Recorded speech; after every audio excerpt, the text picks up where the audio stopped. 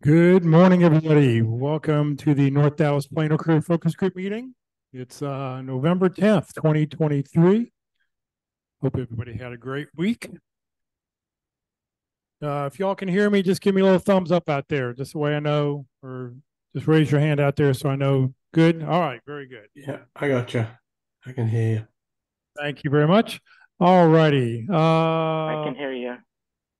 All right. Thank you very much. Let's see here. Let me move a couple slides around here.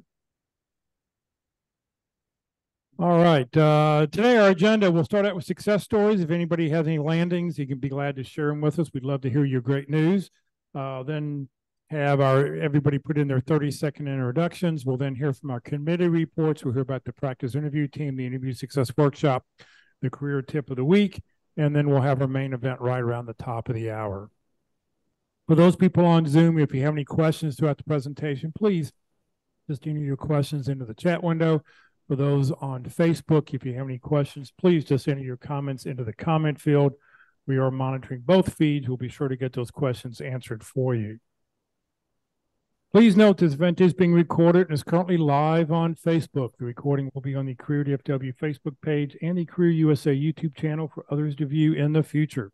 By participating in this event, you give consent for your name and picture to appear. Please note that any comments you put in the Zoom chat window will not appear in the recording.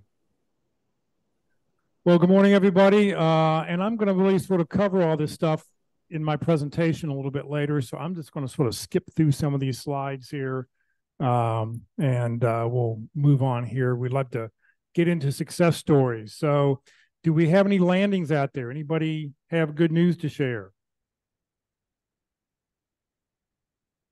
Landings, going once in here. Grab the mic. This is Todd Billingsley. I accepted a job with Sherwin-Williams in their manager training program. Yeah. Start December the 4th after I get done with college with the classes I've been taking. Manager training program, more or less get into their company to find out what else I'd like to do.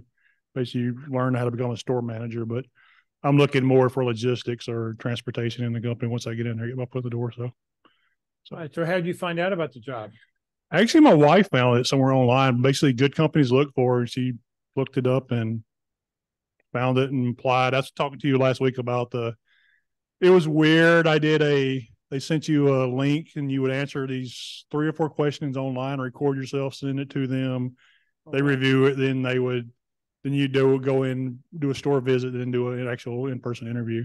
So it was most definitely different doing the record yourself, watching yourself being recorded to send it in was different so for sure. How long was the process from the time you saw the job till you got... 2.5 weeks.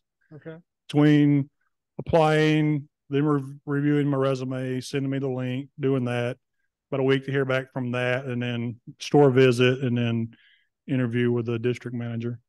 So basically the interview with the district manager was more or less follow up and see if he had any other questions. Like it was pretty much a done deal even at that point. So when they interviewed you, did you any questions stand out that sort of made you go, "Oh, I haven't had that before"? No, it was a typical questions that you get. So I think it's really meant more for people probably fresh out of college type deal versus someone that's been out of college for a long time. So well, great. So if you had one bit of advice for everybody who's still out there looking, what would it be? Network, because I probably applied on Indeed and LinkedIn, 150 jobs, had 3 interviews maybe. So it's basically this stuff goes into a black hole without networking for sure. Right. It's just more or less a waste of time. Well, Todd, congratulations. Thank you very, very much. Thank you. Anybody else? Any other news for somebody to share? Yes, this is Veronica. I just wanted to share with everybody. Like I said, AT&T, although we are going through some layoffs, I did refer a couple of people this week to jobs that I know that are open within some groups that I'm familiar with. Like I told somebody, I'm not familiar with every group, but I know Global Supply Chain, where I am, they are actively interviewing right now. I did refer 3 people over this week to some opportunities that are posted on LinkedIn and in Indeed for AT&T for their senior sourcing managers. This week we had maybe like 3 or 4 slots come open because, as I stated, a lot of people are not relocating to the hub, which is Dallas or Atlanta. So opportunities are coming available. From my chief of staff table member that I sit with when I do go into the office, he stated that continue to apply because they are actively interviewing throughout various organizations right now.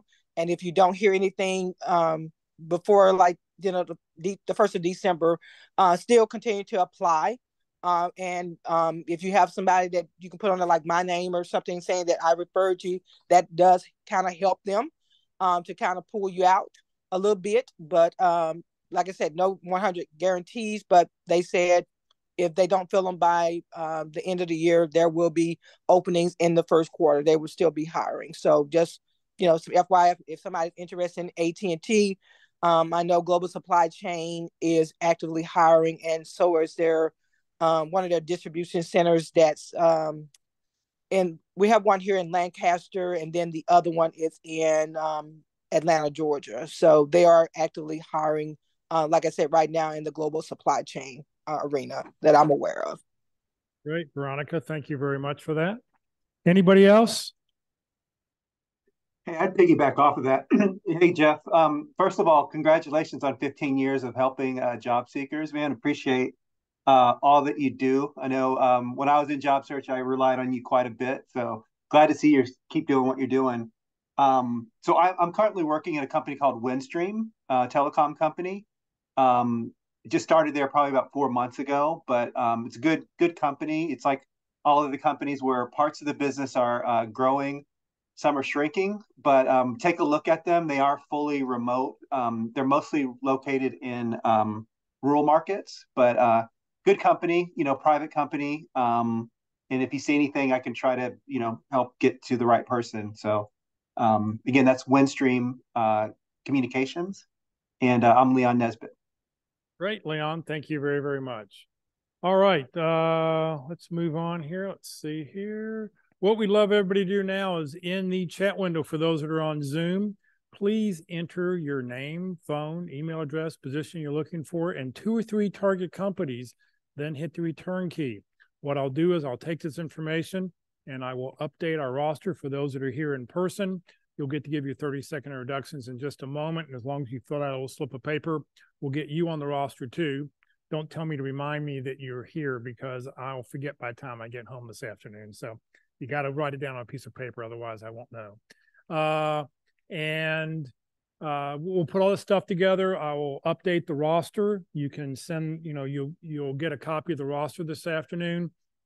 On that roster, there's 3 tabs. The first tab is everybody who's currently with us active. The second tab are alumni. And the third tab are those people who we've lost contact with. But that alumni tab is very valuable. It goes back to 2006, 2005. It predates me taking over this group. So there are alumni there, name of companies are there. Search, let people know if you see a contact, if you're looking for a company name, do a Control F, which is find, and on that tab you can go back and find people. But if you put your 30-second reductions in, that way we know you're with us, and then we will get you added to the roster. So, and for those on Facebook, if you want to put your information in the comment field, I will delete it immediately after the meeting. So let's put 30 seconds on the clock.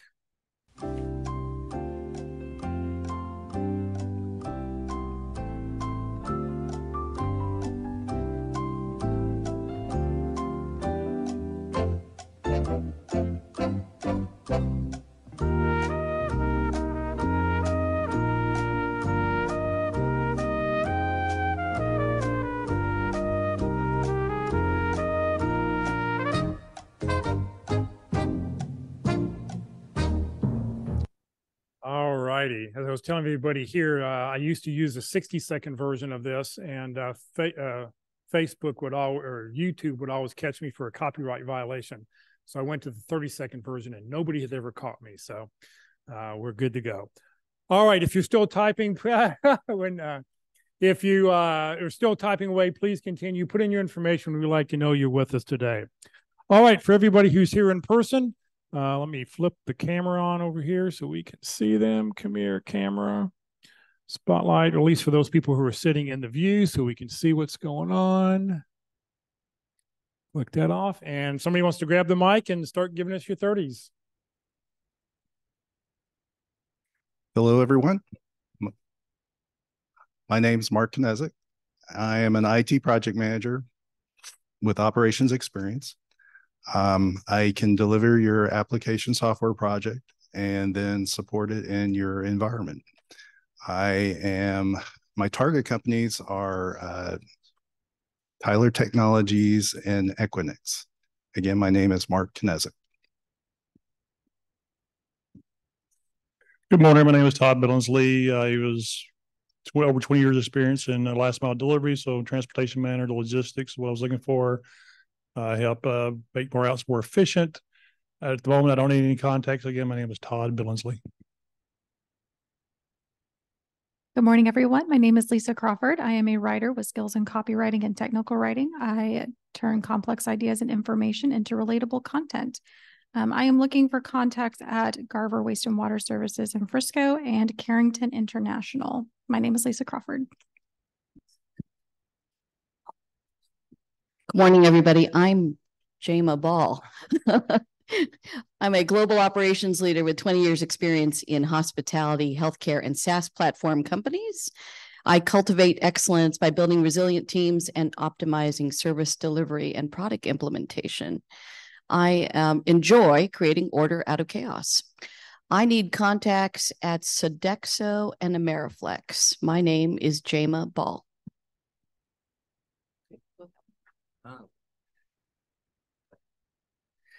Good morning. My name is Jonathan Saunders. I'm a healthcare operations administrator with an operations and finance background. I help with strategic ideas, turning those into results. Most recently created a robotic assisted surgery program that added $14 million in net revenue. I would like some contacts at HCA, SCA, UT Southwestern, and Parkland. Once again, my name is Jonathan Saunders.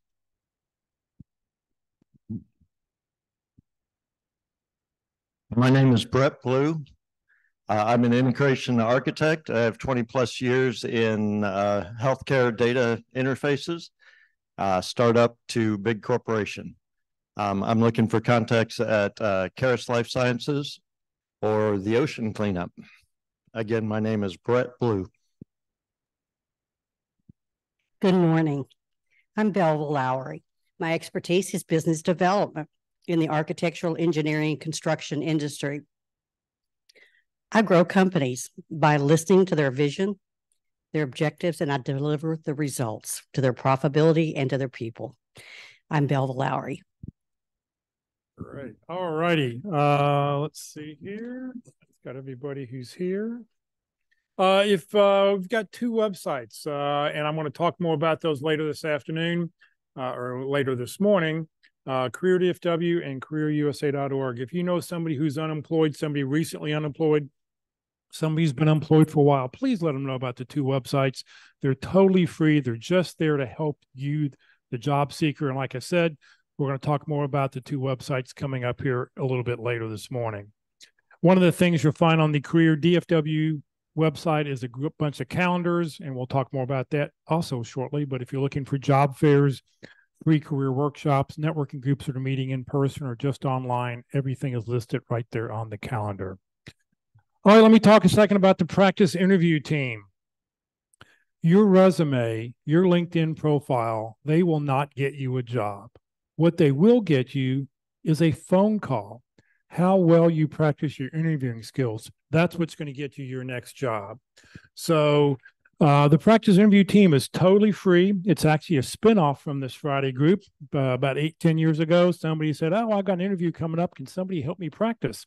And so somebody said, well, yeah, let's meet Wednesday at 1 o'clock. And so they met Wednesday at 1 o'clock down in the lobby. And then the next week, there were like 4 or 5 people showed up. And the next week, 6 or 7. And then it finally grew pre-COVID. We would have 40 to 60 people show up to watch 3 or 4 interviews that were going on a Wednesday. COVID hit, and of course we had to go to Zoom. One of their mottos is practice early, practice often. You just can't practice once. You do it once, you'll sort of figure out what's going on. You do it the second time, you'll definitely get better. The third time, even better. All you need to do is grab a resume and a job description, and it can be any job description. Don't wait until you have an actual interview coming up. Go and just find something out there and go, yep, that's what I'd like. That would be my perfect job, and practice with that just so you're ready to go, to have, to get everything going, get the process going. I know the pit crew is pretty busy right now. I think I heard they're pretty much scheduled for the rest of the month. They may have a couple more openings this month, but they are pretty busy right now. All you need to do is send your resume and a job description and your schedule 2 to 4 days out, and quite frankly, maybe a week or two out. Send it to dallaspitcrew@gmail.com. They'll schedule an interview. The interview is about 45 minutes, and there's about 20 or 30 minutes of feedback. You don't get feedback when you go to a real interview. So you'll get feedback. All the people who do the interviewing, they are hiring managers. They've hired and fired people over their career. A lot of them are in job transition themselves. This is what they're doing to help give back, to be able to help other people. So for more information, you go to dallaspitcrew.com. The Dallas Pit Crew is also meeting in person on the first and third Wednesday. So this coming Wednesday, they will be meeting in person right here at Christ United Methodist Church. There will be no online option, but you can come watch. I don't know if I know there's one interview already scheduled. There may be a second one coming up. I haven't seen that yet, but you can come watch us meet in person. You learn a lot just by doing that. And the other thing about coming in person is you get to network with everybody else who's here. So come join the Dallas Pit Crew first and third Wednesdays of each month. All right, it's time to hear about the Interview Success Workshop. Good morning, Walt. Well, good morning, everyone. Walt Glass here. In 2020, after working for a company for 25 years, I finally got an interview through networking. And my hiring manager sat across the conference table and said, well, Walter, what can you do for me? I had no clue. I had no idea. I didn't know how to answer that question. I was ready to go through my resume and tell him all the things I'd done in the past 30 years, et cetera, et cetera.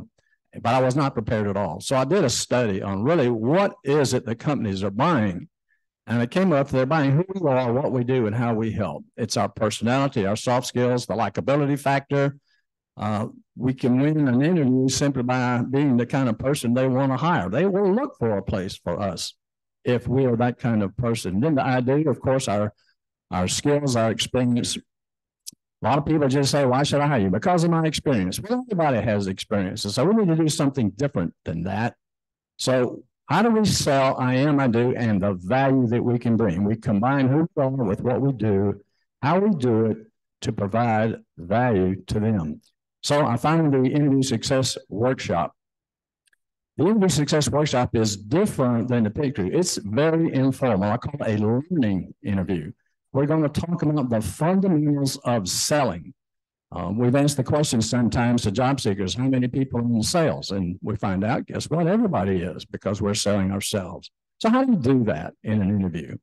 So it's very informal. You have to be registered to attend. And now I'm looking into December already for time. So if you want to get something done for the end of the year, here's the time to get scheduled. So just send me an email. There's a QR code on the screen. That'll start an email. Send it to my Yahoo address, and I'll give you some open dates and we can get you scheduled. So it's free.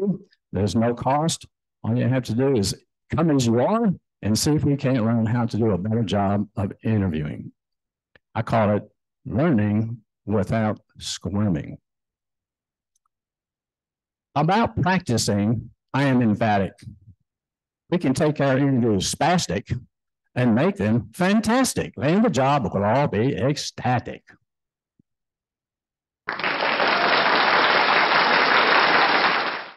Thank you very much, Walt. All right, it's time to hear the career tip of the week. Every week there's a brand new career tip of the week on the CareerDFW and CareerUSA.org websites. Rosanna's with us this morning. Thank you very much for being with us, and tell us about the tip. Good morning, Jeff. Good morning, everybody. And Jeff, congratulations again on CareerDFW turning 15. I'm very proud to be part of the organization and working with you and all the rest of the volunteers. So congratulations again. Thank you. All right, this week's tip of the week is dated November the 5th, 2023, and its survey finds half candidates have accepted a job offer before reneging. So with that said, this article is by Roy Maurer.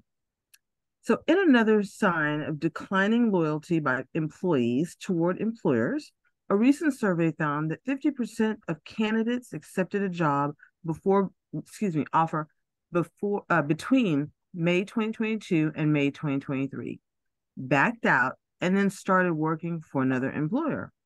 HR consultancy Gartner conducted goodness gracious this morning, conducted a study of nearly 3,500 respondents. According to the study, among nearly 2,000 respondents who recently started a new job, 47% said they were still open to another job offer, and 42% believed they could find a better job if they kept looking. Competition for talent remains steep, said Jamie Kahn, Senior Research Director in the Gartner HR practice and author of this report. We're seeing many candidates uncommitted to their new employer and keeping one foot in the job market. Jim Sykes is the global managing director at AMS, which is an HR consulting firm based in London. And he said that he's never seen offer declines levels as high as they are. And that unfortunately means there are trends that do point to employees feeling less loyal to employers. The dynamics of this job market are very different than they would be, say, a decade ago. And talent is in high demand, and the candidates are in multiple application processes at the same time. Recruiters report that candidates are often receiving counteroffers once they accept a job. Candidates currently have a lot more options when job searching, especially with the explosion of remote opportunities. And another big change is that candidates have fundamentally shifted their expectations of work and how work should fit with the rest of their lives. More than half, which is 56% of respondents, said that their employee experience is just as important as their job satisfaction as compensation and benefits.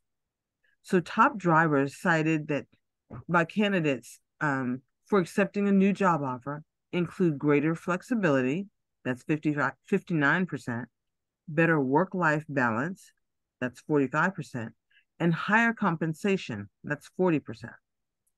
Nearly 90% of candidates said that they have exited a hiring process due to at least one mismatch in employee value proposition preferences. And this includes compensation and benefits, but also things like flexibility in work hours, career pathing, skills development, team diversity, and management style.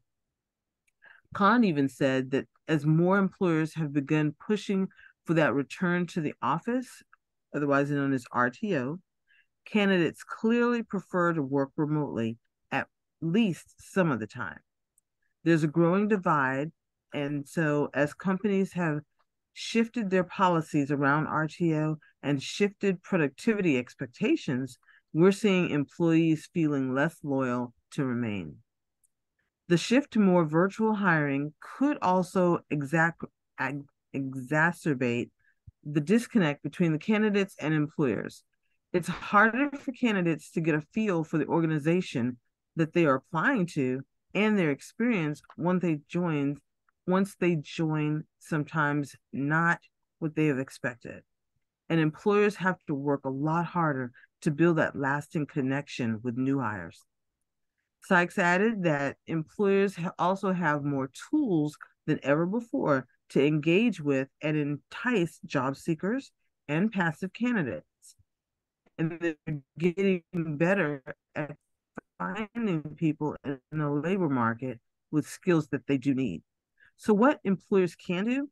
Khan offered the following tips for employers to retain candidates at the final stage of the hiring process. So there's two. One, You want to have candidates meet or speak with hiring managers early in the process. Have the hiring manager be the first one to reach out to the candidate, she said. Candidates will be more likely to commit to their job acceptance decision if they have a connection with the hiring manager or their future colleagues. And then second, continue to engage people after they've accepted the offer. It's during those weeks after an offer acceptance, but before the start date, when the doubt creeps in. And then keep them engaged and excited and reinforce to them that they have made the right decision. So for this week's tip of the week, again, it's dated November the 5th, 2023, and surveys have found that half of candidates have accepted a job offer before reneging on that offer. Wishing everybody a fantastic and wonderful weekend. Rosina, thank you very, very much. You know, the reason that article is primarily I wanted you to see this last paragraph, what employers can do. You know, so if you're getting that initial phone call from somebody and it is the hiring manager, you know, they're trying to build that connection, and here's an opportunity for you to do the same thing. And then once you've accepted an offer, as in Todd, he's got a couple of weeks before Todd's going to start his job. Will they stay in touch with him? I mean, because they never, you know, it'll be just interesting. So I thought I just wanted to pop this in from the employer's point of view, what they're trying to do to make sure that they get the best candidate. I would like to know, and I couldn't find the details of who the 3,500 candidates were. I'm betting that they were probably mostly 20, 30, maybe some 40-year-olds, not necessarily 50, 60-year-olds. I would have liked to seen that data, but that would have been, you know, sort of interesting to see. All right. Thank you very much. All right. Today, come join us for lunch. We're going to go to Jason's Deli, 4801 West Parker Road, Suite 105, Plano, Texas. It's on the northeast corner of Parker and Preston. We'll be there at 11:45. Come join us. Soup. I mean, it's a nice chilly day out. So they got French onion soup. They got potato broccoli soup. They've got some great soups and sandwiches. Big old salad bar. Come join us for that today at 11:45. Coming up in a few minutes, CareerDFW is turning 15. I'm going to give a presentation about CareerDFW, about how it got started. We'll take a look at the website, just point out some things, especially since we just rebuilt the websites. And then I'll share my top career tips, or the 4 areas I think that everybody needs to focus on in their job search. Coming up next Friday, Matt Ostrowski will be with us. He has written a book called The 6-Step Process on How to Manage an Efficient Job Search. So Matt will be with us next Friday. And then in 2 weeks, it's hard to believe it's already Thanksgiving. We will not have a session the Friday after Thanksgiving. So we'll be back the first week in December. Oh, actually, wait. It's the following Friday will be the 31st, maybe. I don't know. Well, we'll be back. So we'll just follow your emails and we'll let you know what's coming up after that. All right, time for the main event. Let me switch around to a different slide deck.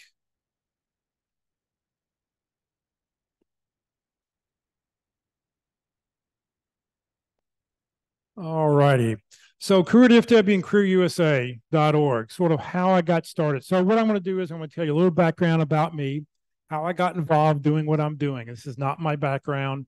We'll talk a little bit about CareerDFW, CareerUSA.org. We'll take a look at the websites live as long as the internet continues to work.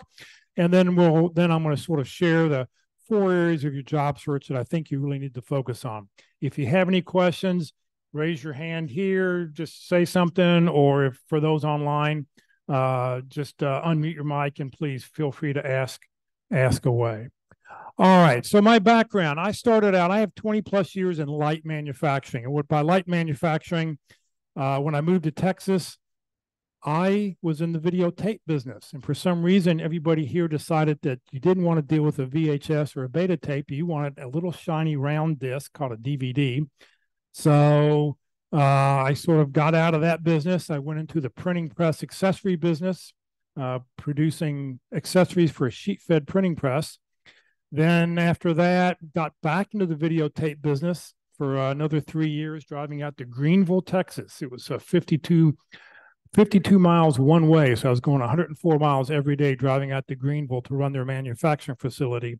And that's really when DVDs took over. and I actually had to shut that facility down. It was really a bunch of really great people at Greenville. We missed that. After that, I went to work for a high dollar curtain company. We produced silk curtains. Silk came in from India, and we produced curtains for anybody who wanted them. I mean, single wide, double wide, things I never knew about. So, my background is making widgets. They always talk about when you're in manufacturing, it's the same processes. You're keeping the customers happy, keeping the people, your employees happy. It's getting the product going, keeping things moving. So I did that for, I did that until the owner of that company had moved here from New Orleans after Hurricane Katrina. And the guy who was running the company, the guy who was the general manager there, his house had no damage in New Orleans, and he had to get back to New Orleans as quickly as possible because he was a native, born in New Orleans, just couldn't handle Dallas. And so this was the third time in my career I'd gotten hired, and within 60 days, I was promoted to manufacturing manager, director of operations, whatever, not knowing that this was what the background thing was. It was just in the right place. I guess they liked me, so they allowed me to move on. So that's sort of how that happened. When the owner of the company when the owner of the company moved in, got back to New Orleans, came back from New Orleans, she sold her business, she sold everything else. I got laid off because she came back and took over the company. And I had a couple kids at the time, and we sort of made the decision in the house that, well, if I don't find something by Christmas, I'll stay home and become Mr. Mom. So one of the things I did when I got laid off is I came back here to the North Dallas Plano Career Focus Group. I came back here when I got laid off in 2000, when I was laid off in 2002. So I knew about the group. I knew about how important it is to network and be around and see other people. So in 2007, the leader of the group landed a job, and I then took over leading the North Dallas Plano Career Focus Group. Let's see something here. So so I took over the North Dallas Plano Focus Group. I've been doing it now for 16 years. This is a great bunch of people. We're just here, prior to COVID, we would have 40 to 60 people here. We hope for those people, come back and network with us. You get a lot more networking when you're out with people in person. So one of the things I saw when I was leading that group is there was a need. There wasn't a sign out front of this church or any of the churches saying, hey, unemployed, come here and come see our group at 9:30 on Friday morning, or St. Andrew on Tuesday nights. Come to this group on Tuesday night, whatever. So I saw there was a need. I went out and looked, and I found the website named CareerDFW.org. I'd never built a website before. So in my networking groups, as I would go and see different people in different groups, in my 30-second introduction, I would always end with, if you know how to build a website, I need your help. Luckily, somebody came up to me and said, I can help you. And so what you see today is sort of what I've learned to do over the years. So November 17th, 2008, we officially launched the website. It was about 2 months of building it and getting everything ready. Now, most people, when you build a website, you do it offline so nobody else can see it. It's hidden. I did everything online because I didn't know how to do things offline. So, I would go do something. It would break the website. So I only would do one step at a time. I would try something. Nope, that didn't work. I'd undo it and get the website up and going. So November 17th, 2008 is when we officially launched the website. It was very important to me that CareerDFW become a nonprofit organization. There were for those of you familiar with Career Connections, that really was the driving force here in the DFW area for a lot of the career groups. They were not a 501c3. And if there was ever a group that should have been, apparently they'd been turned down a couple times. I just made it a mission of mine that I'm going to become a 501c3. So I didn't accept any money from anybody.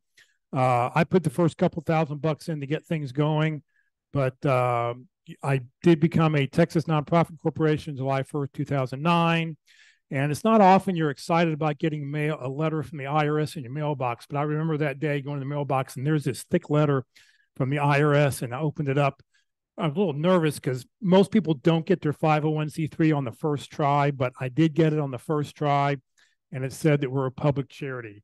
So then after, and the reason for that is that if anybody was going to make a donation to CareerDFW, I wanted to make sure that it was totally tax deductible, that we're following all the rules and regulations of the IRS. I did write a book called What I've Learned About Your Job Search That You May Not Know. My brain got full, when I was doing these meetings on Friday mornings, and I have speakers coming. We have speakers in three out of every 4 Fridays of the month. The speakers, I remember one speaker, and I talk about this in the beginning of the book, that the speaker said, you're not going to remember everything I say over the next 60 minutes, but if you just take away one thing and do it this week, that's all I ask. So what this book is, a bunch of those one things that speakers talked about over the years. And so I just had to do a brain dump, put it out. My brain's about 70% full again. So once it hits about 80, 85%, I'll start putting out a second book or start writing a second book about, more things I've learned about your job search that you may not know.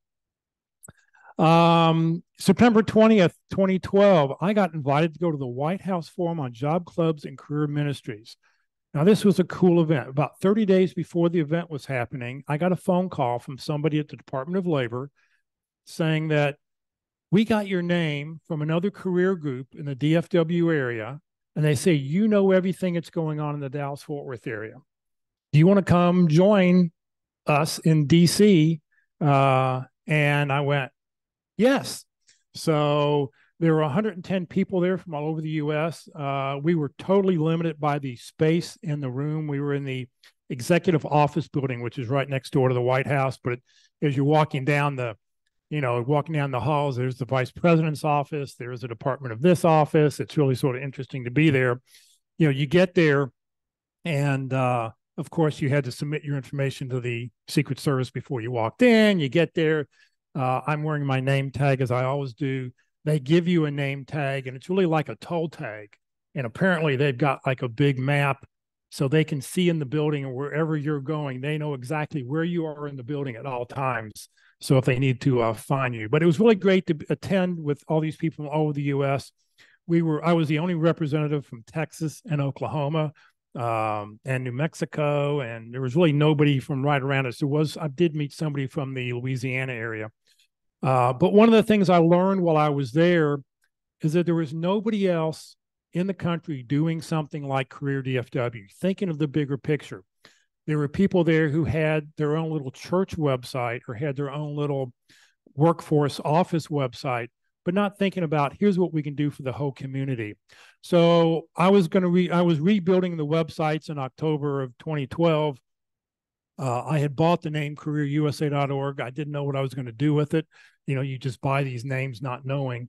And so we launched CareerUSA.org. So what we did was when we rebuilt the websites, everything that was generic went to CareerUSA.org. Everything specific to the CareerDFW, to the Dallas-Fort Worth area, stayed on CareerDFW, and I'll point those out in just a few minutes.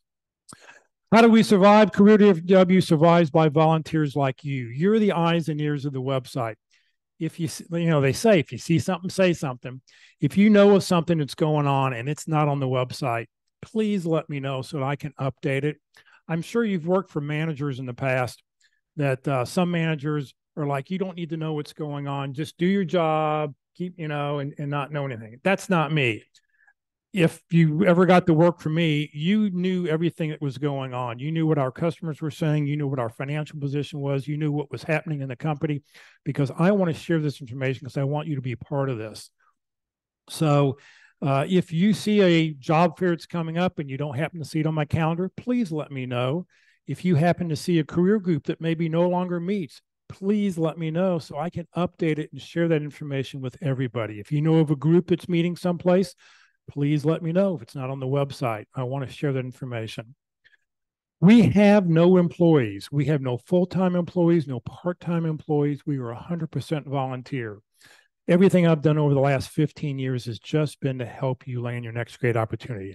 As I said, nowadays, about the donations that do come in, it pays for the websites, I don't have to take money out of my pocket anymore to keep things going, but I don't take anything out of CareerDFW.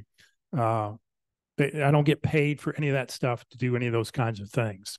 Donations pay for the business cards, the flyers, the web hostings, the web names, any of the filings we have to do. We do take donations via PayPal link or checks or cash. We can accept those. Also, all the proceeds from the book that I wrote, What I've Learned About Your Job Search, you may not know, also go to support CareerDFW. At the same time I started the websites, I started LinkedIn groups. I thought it was really important because LinkedIn is an extremely important tool for networking.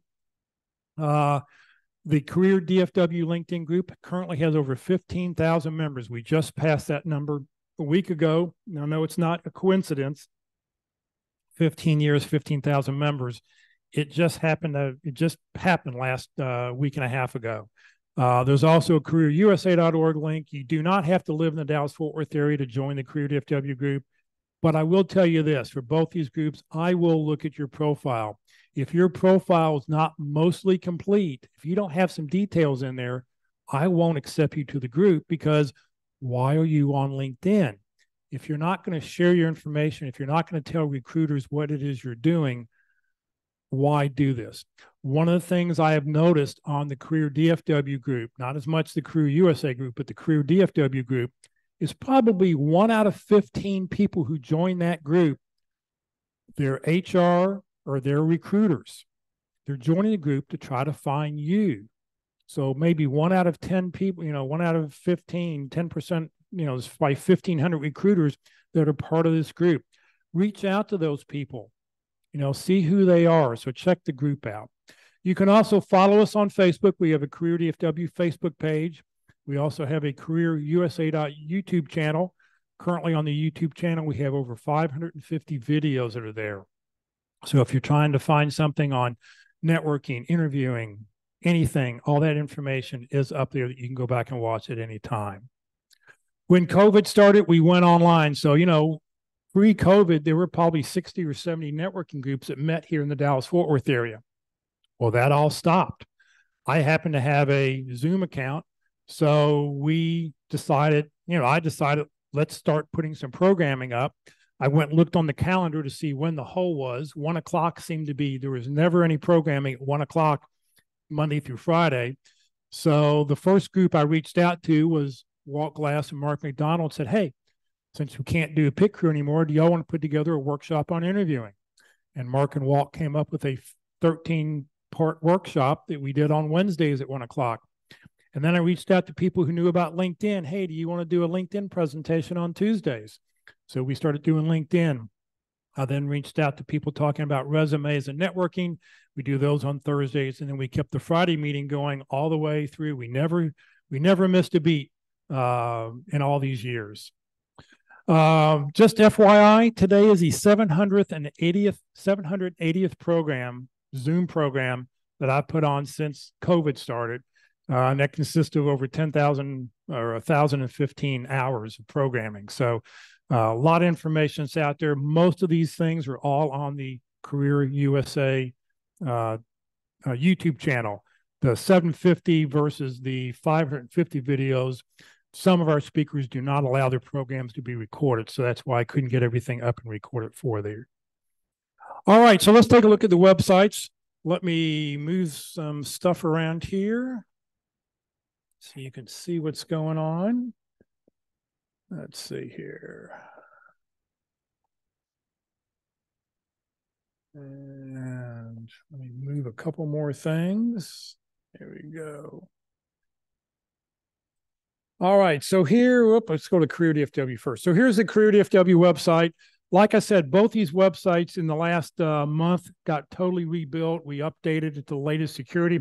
It's sort of funny. We got to update it to version 4.3.4. And like a week later, version 5 came out.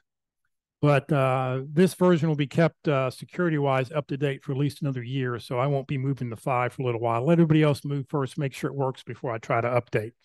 But CareerDFW calendar. So we've got a calendar tab. the group tab, the about section. Now, it's weird to put the about section in the middle, but the reason I do that is because the resource tab, the tip of the week, the job board, which no longer exists, and the humor section are all on careerusa.org.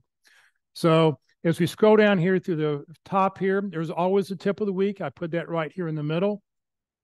If you just lost your job, what do you want to do? If you click here, it'll take you to a 2-page handout with a lot of sub-menus that you can go to as far as getting going. What do you do the first week of your job loss? What do you do the second week? What do you do to maintain what's going on? I thought it was important that you know that you're not the only person online. So there's a count here. So every time you update this page, this was from about an hour ago, but every time when you update the page, you'll see the current number of people that are currently online. This search function only works for CareerDFW. If you go to the CareerUSA.org website, you can search anything and it only searches on that website. These two sites don't search for each other. What kind of training we're currently doing? That's over here on the left-hand side. If you've got, if you want some resources here, our video training, the Career USA YouTube channel, you can click here. If you want to go to the Facebook page, you can click here. If you want to open up this file section, what to do, and I'll talk more about that, and we'll point all those things out. Information about different websites, we'll talk more about those. Then over here, I guess I need to update this. I haven't updated this to 15,000 yet. I have something to do this weekend. So if you click here, you'll see that it moves to a hand. So you can click right here and it will take you to the CareerDFW LinkedIn group. If you're not part of it, click there. You could take you to the Join Now page. The same for the CareerUSA.org LinkedIn group. You click here, you can see how it moves to a hand. You can do that. If you want more information about the book, you can read the introduction. You can click here and find out about how to do that. If you'd like to join the Career USA mailing list, if you're not part of our mailing list, not getting our information on our daily emails that are going out, click right here. You can just scan this QR code, or you can just send an email to Career USA, the +subscribe at groups.io, and you'll be able to join our email list. If you'd like to donate, here's a space you can do that. If you want to see our site map, terms of use, which is sort of funny, I just sort of made it as funny as I could. Take a look there, and then click here. It takes you back to the top of the website.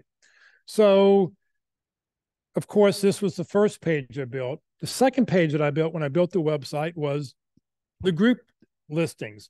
This is where I went through and I listed all the different groups in the DFW area, all the groups, networking groups, the career workshops. So these are groups that they offer like a 6 or 8 or 10 week program. And once you go through the 8 or 10 weeks, then you can just sort of not go back and watch it the second time, but you jump in, go out. So they're in a different color on the calendar.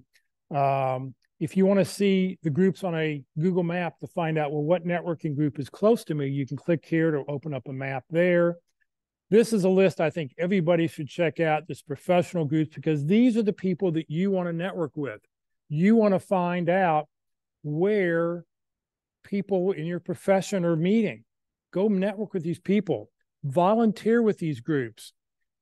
Call the leader of the group up and let them know that you're unemployed. Let them know that you're, just looking, can I come to your meeting for free? A lot of these groups charge you for dinner. Maybe you can help man the registration desk. Think about it. Everybody's coming to register. There you are. You're getting to meet everybody when they come in. What a great opportunity to volunteer and do something to join. But join these professional lists. This list is 17 pages long if you were to print it out. So there's a lot of groups in the Dallas-Fort Worth area. And these are groups in the DFW area. There are links to the national groups if you're interested. There's some resource rooms on here. And then I made a link of the Texas Workforce Commission offices and where they're located on a map. If you don't know this, you're not required to go to the local workforce office in your area. If you live in North Dallas, you don't have to go to the one on Preston Road. You can go to the one in Plano if you want. If you're in McKinney and you want to go to the one in Sherman, you can go to that workforce office. You don't have to go to your local office. The only thing that will be required on those local offices, if you're trying to get any funding, workforce training kinds of things, they do require that you go to your local office because that's where the money's allocated and you have to live in those zip codes to get that particular money. for that. So this was the first area that I went and I loaded things up on. Then I went, just got to, people said, Jeff, all right, I'm looking at your list here of networking groups. So here you go, and you can see all the detail. It's hard to find groups in my area. How can I find what's close to me? And so, or, when these groups are meeting. So I then went and built a calendar function. And this is one big Google Calendar, but these are all the different layers of the calendar. So we're going to look at the everything calendar first. There's two different ways to look at things. For the gentlemen here that are watching, this up here, these are called instructions. I know we don't tend to read those, but in case you can't figure something out, read the instructions at the top of the screen. But here are things that are happening in the Dallas-Fort Worth area this week for career search. And don't be sure to scroll down. Whoops. Oh, come on here. Be sure to scroll down because there's even things happening at nighttime. Be sure to check out what's going on. So every day, every week, so this is what's current. Gold is the current day that we're on. The red line shows where we are. So you click here, you can open up, you can see exactly, this is a North Dallas group that we're meeting in person. The purple are webinars. So those people that are watching online right now, here's where the Zoom link's at. Oop. The red or not the red, the pink, these are job fairs that are going on. I think I know some people went to the job fair yesterday in Arlington. I haven't heard about it, but I know people went there. Special workshops that are happening, they're in different colors too that you can scan. So all that's on here. Now, so it's already Friday. It's the weekend. You're trying to figure out, well, what's going on next week? If you come up here, bless you, if you come up here to the very top, click on this next right arrow where it says next period, it'll take you to next week and you can see what's going on next week. Yes, there's another red, white, and blue job fair and it's happening at Gilley's. This is for the Dallas Workforce Office. So it's not that I'm not showing you the same one. It actually is a different one. This one is at Gilley's next week, next Thursday to go to. So here's what's going on in the Dallas-Fort Worth area next week. You can go the following week if you want. Thanksgiving. Now, for the holidays, groups don't tell me they're not going to be meeting. So just sort of be aware. I would call and check and verify that the groups are going to be around. I doubt that anybody's meeting on Thanksgiving. They're not meeting the Friday after Thanksgiving. And there's a good chance they're not going to meet at all that week. So it's just something you'll have to just sort of check on. You can click back here on the Today button. Takes you right back to today. Now, across the top of the calendar, you can print this calendar out, but it doesn't print it out in a calendar view. It prints it out in all the details. And there's lots of details here. There's like 10 different options. So whatever you're going to print, preview it first, just to make sure that you really want to get the information you're getting, because one of the options is turn-by-turn information on how to get to each of these locations. So you could print like an 80-page calendar just for the week, not realizing that you asked for all this stuff. So preview first. This is the week view. The month view is sort of a waste of time because it just doesn't work very well for all this kind of information. But this last one is very useful. The agenda view is very useful because what it will do is, here's today, here's everything that's going on today. You can click, you can open things up, and you can see what's going on with any of these events. Okay, so here's an easy way. And then you can scroll down, you can see what's going on next week. Now the blue, this is blue and this is sort of purple. So you have to realize when you see the same thing twice, it's listed under two different things. But you can scroll down and see what's going on. Now, the other thing I do want to point out, which is very useful, is this last little down arrow. When you click on this, oh, come on. It's not letting me do it. All right, well, if you click on this down arrow, what you can do is you can select which calendars you want to see. So you don't have to see everything. Let me go back to the home page here.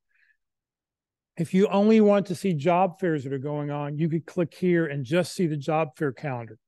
If you just want to see networking groups that are meeting in person, you could click here and just see those groups. You could just see that particular group here. Okay. Now you cannot add other events in, but you can only, you can just see that particular group that's happening on here. You just want to see the special workshops that are going on. You can just see those that are happening as those events get loaded in there. So that's the calendar function. The group tab, already pointed that out. The about section, this is the last section on Career DFW. A little history. This will take you to my LinkedIn profile. This, all the highlights just take you to other points on another place on the job board. This is just sort of a little bit of history about it. When I built the website, it wasn't about me, and my name and my face and my picture was not on it because I didn't want it to be about me. But we had a speaker come to this Friday group, and he said, I don't get it. What are you doing? What's this for? And I went, all right, well, I guess I need to put a little history, a little something about it on here to sort of explain what's going on here. So that's what that's on here for. If you want to see more information of my time at the White House, you can click here. I've got pictures, people who were there, everything we talked about.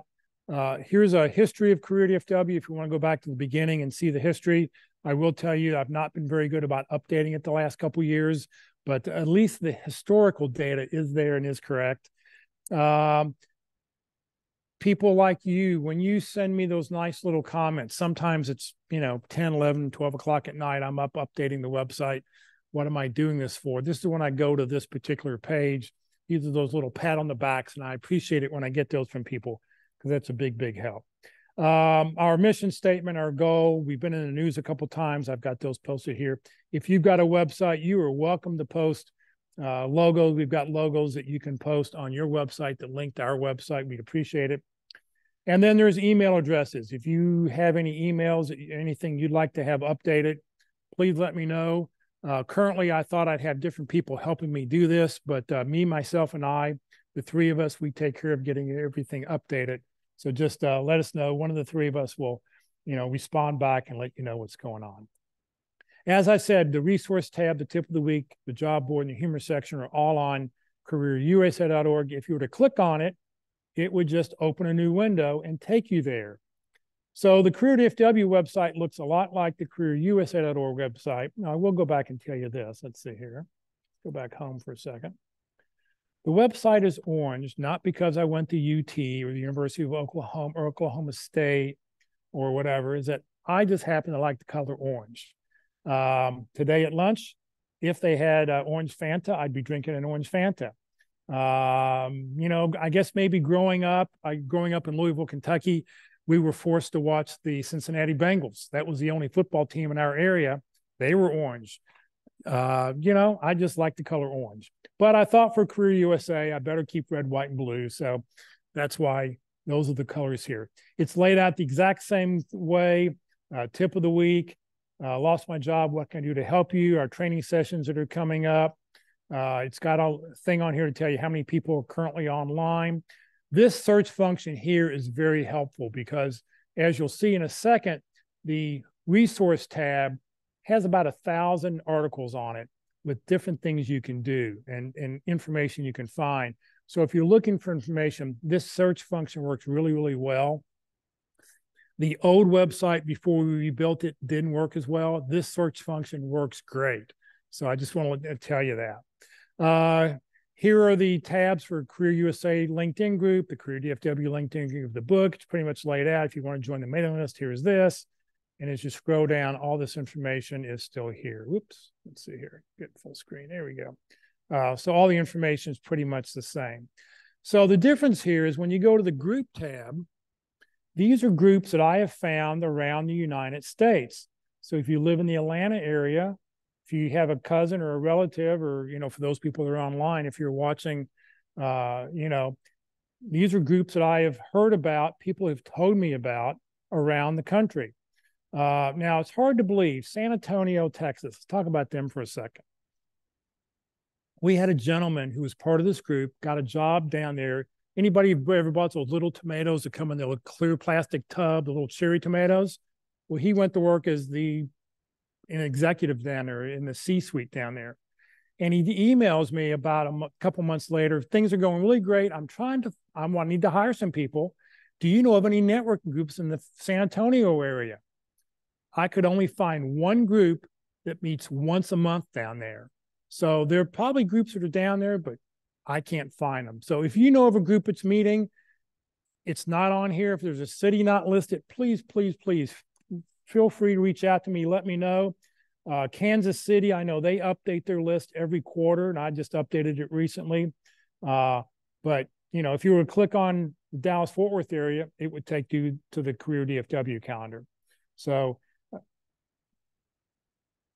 any networking group that's helping anybody in career search, I want to know about. The question was if they're affiliated with a church or whatever.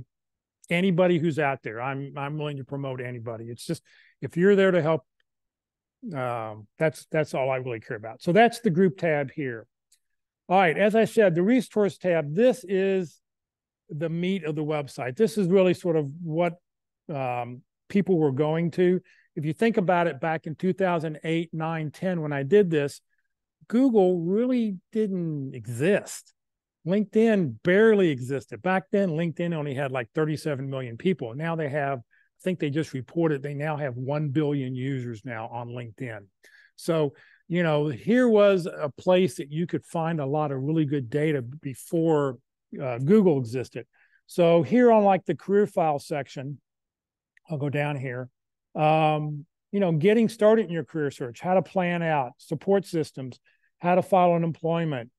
Do you want to be a consultant? Do you want to be a 1099 or a W-2 employee? Now, most of us nowadays, there's going to be a lot more contracting jobs out there, and those are going to be 1099 jobs. How do you handle that? What's the difference? Health insurance options. Excuse me. Resume tips, advice, all sorts of data here on different kinds of things. But there's all sorts of great information here. Career search tools, databases, how to use Reference Solutions, Reference USA, writing good cover letters, how to write a T cover letter. So just you can scroll down here. There's lots of different recruiters out there. What kind of recruiters are out there? This is always a great little story or article there that you can go to. So there's about 1,000 articles in this whole section that you can go back and do. Like I said, the search feature is very helpful. If you need help with something, type in business cards, type in 30, 60, 90-day plan. You know, you'll be able to find that kind of information right here. All right, so that's the first part of the resource tab. The second tab is, the second part is websites. And these are websites, I don't get paid for any of these. I don't get anything. These are just websites that you as job seekers have found that would be of interest. The big job boards by profession. I like this one here, free computer-based training, free classes you can take online just to tell somebody when you know, so what have you been doing the last 3 months? You've been out looking. Well, I took these classes on the Community Foundation of, or the Goodwill Foundation, Community Good, whatever the name is. There's a couple of them that are out there. You know, you check it. There's lots of free classes you can take nowadays, and there's a lot more now than there used to be, you know, 4 or 5 years ago. If you're trying to research a website, research a company, where do you go to research companies at? How do you decide how much you should get paid? Here's a great way how to find salary issues that are going out here. Where to network. If you think you want to start your own business, you can do that right here. This other useful websites, these are some other websites. One of the links that are on there is a website that keeps track of people getting laid off. So if you want to see people who may be joining us at future meetings, you can sort of check that website out. Apparently, that's all they does. But there's also other interesting ones that are on there. And then the third part of our on the resource tab is resources for veterans. We've got a whole thing of just veteran resources that are out there. People are constantly sending me new things to add to this little link. So there's all sorts of resources for veterans. For those veterans that are out there, happy Veterans Day. Thank you very much for your service. And then this very last tab is resources, videos, and resources. So career videos and handouts. What this will do is all the videos that are on the careerusa.org website, if you want to talk about effective resumes, this will take you to the playlist so you can go back and watch it. And then here are the handouts that we use on those particular sessions. For the interviewing session, here are the interview that Walt and Mark put together, a 13-part workshop. You can click right here. It'll take you to that. Here's a list of those 13-part workshops with titles and a link directly to the video if you want. And then here at the very bottom, here are some other resources and handouts that they talked about in those sessions. For LinkedIn, here's some information on LinkedIn, networking. These are very interesting here, these two handouts for networking, how to network with other people. The prayer letter document, I think, is a really great way to network with other people. If you're not doing it, I highly recommend you check it out. And then the late Dennis O'Hagan had a great package about how to do an informational interview where you never ask for a job, but you're just reaching out to other people. So all that information is on here. You can go back and search it out. Videos and handouts are the last one. Career tip of the week. That's what Rosanna read for us this morning. It changes every Saturday afternoon. In fact, I just loaded up this past week all the career tips of the week for the rest of 2023. So we've got them in for November, December. Also, be sure to check out the tip of the week of Thanksgiving, because it's a just sort of a thankful thing that I post every year. And then be sure to check out the week of Christmas and New Year's. There's a Christmas and New Year's wish to everybody that I find humorous. Some people, I don't know, I think it's funny. So you can go check it out, and read that. And if you're welcome to copy it and share it and pass it out to the people you know. So here's this week's tip of the week. If you'd like to see our favorite tips right over here on the very right-hand side, if you click this down arrow, this will open up a little menu. These are my favorite tips. I've been doing this since 2000. Tips have been on since 2009. So let's see, tips from past years. It goes all the way back to 2009. That's a lot of tips, about 45 tips every year. My favorite tips, though, if you had to start out and read some, these are the ones I think you really need to read first, because these are the ones you'll read and go, oh yeah, I should have been doing this in my job search a long time ago. These are the ones that are really, really important. So check those out on there. The job board currently is being rebuilt. In fact, it will no longer be on this website. I've actually bought a new web name called CareerUSAJobs.org. And the new website will go over to that new site, but it'll probably be after the first of the year before anything happens there.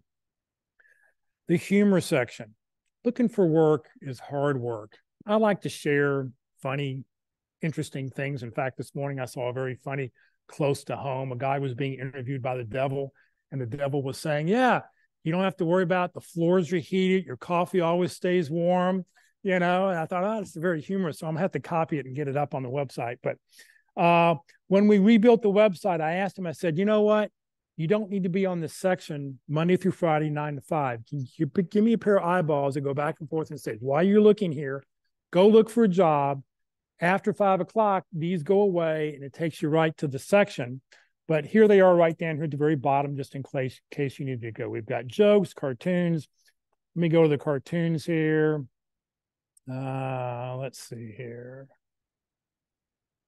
Well, let me just pick one here. So if you're going to work for Ace Locksmith, this may be a decent one to go do. So just all sorts of little funny things that are out there. You're welcome to go through. Yeah, let's see here. If I go here, sometimes it gives me, yeah, here we go. I'll find my favorite one if I can. Let's see here. Oh, this order, nope. Where'd it go here? Well, like I said, there's plenty of ones on here. Don't spend during the day. You need to be out networking, but on the nights and weekends, if you need a little pick-me-up, you can go do that. And like I said, there's thoughts for today. There's some jokes. There's some funny videos that are out there. The About section is just like Career DFW. In fact, if you were to click on any of these links, it'll take you back to the Career DFW website. So any questions about the websites before I move on to 4 areas of your job search you need to focus on? Why not have the 2 sites together?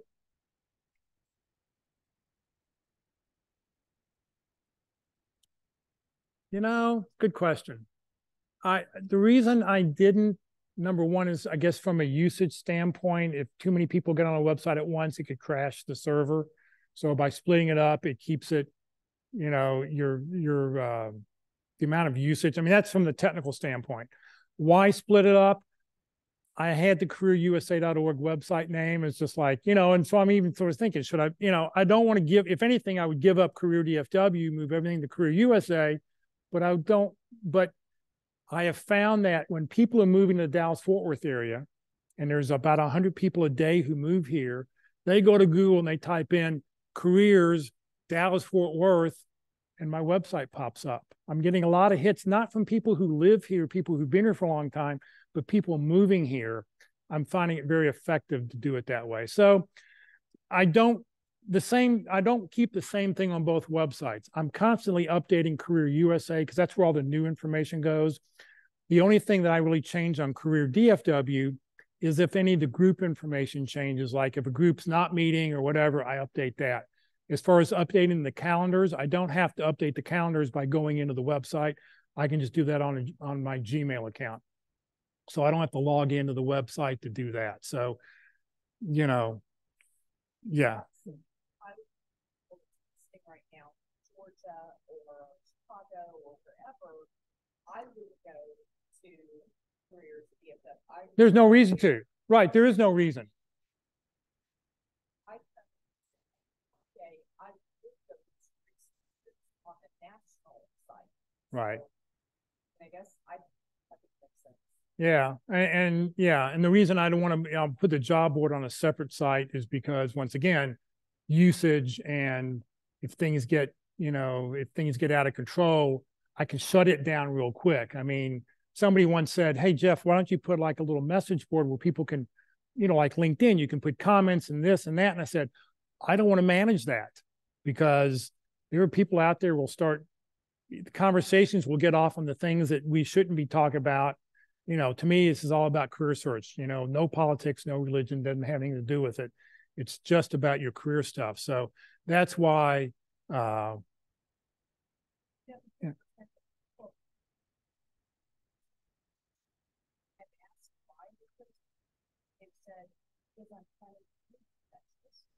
Now I'm going to say, okay, go here. It's time for looking at CareerDFW or DFW. That's Right. All right. So let me spend the rest of the time here. Give me a second here, get this up and running. Let me shrink this down. Come here, website.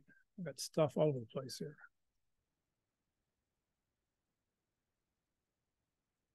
Here we go. All right. So what I want to do is, the rest of this time, sort of share what I've learned just over the years, and I've really sort of summed this up pretty easily by going, what you need to do in your job search focuses really on 4 areas. There's 4 main areas that you need to focus on. And I think if you do this sort of in this order, your job search will sort of move along a little bit easier. So the first area is your resume. The second area is LinkedIn. The third area is interviewing. The fourth area is networking. You've got to get your resume going first, because once your resume is done, then you can populate your LinkedIn thing, and then people start finding you on LinkedIn. When you do that, then you've got to start practicing your interviewing skills, because when you get your phone call, and during all this time, you can be doing networking, but if you don't have your resume and LinkedIn ready to go, when you're networking, people want to see your LinkedIn profile. They want to see your resume, your one-page bio. So what I could talk about, and what, I just like this slide here, is that, we could go on for an hour. Just think about, I've got 500 hours of videos on the Career YouTube channel talking about career stuff. We've got different speakers who come talk here every Friday about your career, and they all focus on, I remember when we talked about photos. We did photos here a couple months ago, and at the end of the hour, somebody said, I didn't realize there was so much to really talk about your photo, about what it should look, what a good photo should be, and what it should be. I had no idea. So it's sort of interesting, what we can cover. All right, so first we're going to talk all about resumes. One of the things I find is people get into analysis paralysis. Oh, I got to get my resume done. I got to get going. all the stories I'm going to tell you, they're all true. They're all from this Friday networking group. So we had a lady who used to come, and she was here for, it was 3 or 4 months. How's your job search going? Well, I'm still working on my resume. A month later, I'm still working on my resume. She was just stuck trying to come up with a perfect resume. There is no perfect resume, okay? If you were to find 10, I always wanted to get a fundraiser for CareerDFW, rent a MMA match ring, throw 10 resume experts in the ring, and then have a knockdown drag out to see who could come up with the perfect resume. Now, I know who would win because he's the biggest and strongest, and he would just knock out the other 11 people, the other 9 people, but he would only be giving you a resume that he likes to see. Everybody has their own thing. So there is no right or wrong resume. All you can do is just take the best practices. And if you're getting responses from your resume, you're doing something right. If you're not getting any responses from your resume, you really need to consider changing something up. So my first question is, do you have a master resume? When you start your job search, you need to come up with a master resume, 10, 15, 20 pages long, everything you've done since college. The reason being is you never know what you're going to be applying for. And if you've already thought about where I work, the name of the company, addresses, supervisor names, 8 or 10 bullet points for every job, you don't have to think about those things when you actually see a job application, when you see a job description. When you see that job description, take your master resume, save as whatever your naming convention is, and eliminate everything that's not in the job description. If it's not in the job description, don't tell them more things because they're not looking for it. Think about it. Most recruiters, very short attention span, they're like squirrels, boom, boom, boom, boom, they're all over the place. You've got 7 to 10 seconds to get them to scan your resume and go, I think this is a fit, or nope, in the no pile. Nope. I mean, they're just looking to eliminate people. They're not, you've got to really make it match. So by having that master resume, it should make things a little bit easier for you to do things. You've got to remember your resume is just a hook. A resume is not going to get you a job. It only gets you a phone call. What are you going to do? What are you going to put in that resume to get them to call you? You need to have results. You've got to customize every resume you send out. Now, that just may mean you don't have to customize the experience section, but your job title, your summary statement, you've got to make sure that those keywords are in there that are in the job description. You've got to keep to the details of the job description. We've already talked about that. You've got to have results. Results sell. Dollars, percent, numbers. We had a speaker this past summer, and I loved what he does, and I've really sort of redone how I talk about resumes, is that tell me what you did, followed by the words resulting in and the result. What you did resulting in and the result. Because I need to hire somebody who can sell more product, eliminate production problems, increase productivity, get things shipped out on time. I need to tell results. If you can show me what you've done, I have a better chance of, well, I'm going to want to pick up the phone and call you. Do not blindly send out resumes. By blindly sending out resumes, you don't know what they're looking for. I know a person, and they've said, I never send a resume out until I've had a conversation because I want to make sure that I've done that. So what do you do? Well, also, do not post your resume on LinkedIn because you're posting a generic document. Your LinkedIn information should be pretty well. Once again, LinkedIn, personal preference, I think it should be pretty robust. It's more like your master resume. But some people say, no, I like to make it a little bit shorter because I'm trying to, hook them to get them to call you. So consider a one-page bio. If you're going to just send stuff out, I think by sending out a one-page bio, that is much more effective. It doesn't scream, help me, I'm looking for a job. When you send a resume, it says, help me, I'm looking for a job. A one-page bio just tells people who you are and what you're doing. So here is, I think, a great book. I promote this all the time. Minna Brown, who's been a speaker here, she's talked about the one-page bio, about being, book's called Be Sharp, second edition. You can get it on Amazon for 16, 17 bucks. I think it's one of the 3 books you should have in your library. I think the first half of the book is all about your 30-second introduction. How do you introduce yourself? The second half of the book has got like 30 different bios in it. Be sure to get the second edition because that's got all the good stuff. This is Minna's bio. Now, she's a public speaker. She's a career coach. She's a career coach trainer. So this is more of an ad slick. Yours doesn't have to be this fancy, but you definitely want, this sort of, you read this, you go, oh, now I understand who she is. I'm going to want to pick up the phone and call you. All right, let's talk about a resume and an applicant tracking system, the ATS. On an ATS system, just good practices. Number one, there are well over 300 different ATS systems out there. The top 5 ATS systems are used by the top 80% of the companies, but the other 20% of the companies are using the other 295 ATS systems. So you've got to make sure that your resume passes and gets seen. No special characters, no special formatting, no header, no footer. Like in Microsoft Word, you can have a header so your title keeps popping up in the second page, third page. You don't have to do that anymore. Just keep everything in the body of your resume. And you've got to ensure that the keywords align to the job description. This is all about keyword matching. It's about how they're looking for this.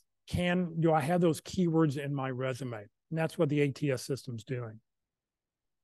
You have got to focus on results and accomplishments. We talked about that already. Number one, play the so what game if you want. Read the bullet point and go, so what? And if you can go, yeah, well, so what is I saved $2 million by doing X? Okay, great. You've got a so what. If you don't, you need to add one. The other thing is what you did resulting in. I've talked about this already. Your statements, your bullet points to say, what did you do resulting in, and then the result. I also say you should use an action verb to start every bullet, make things a little bit more exciting, so if you can, I think that would be really worth you doing. And there's a great list of action verbs on the careerusa.org website. Some common mistakes that we see all the time: spelling or grammatical errors, using an unprofessional email address. Susie loves kittycats@gmail.com is not an email address that you want to use for your job search. John Smith PMP@gmail is what you want to do. I think everybody should have 2 email addresses. You have one for your personal friends and family, the ones that you can send your jokes on, you can do the family stuff is. Your other one should be your career search stuff. When you get employed, don't stop checking that because that's where all your professional contacts know you. So you sort of need to check both of them out all the time. Let me throw that out there. Common resume mistakes.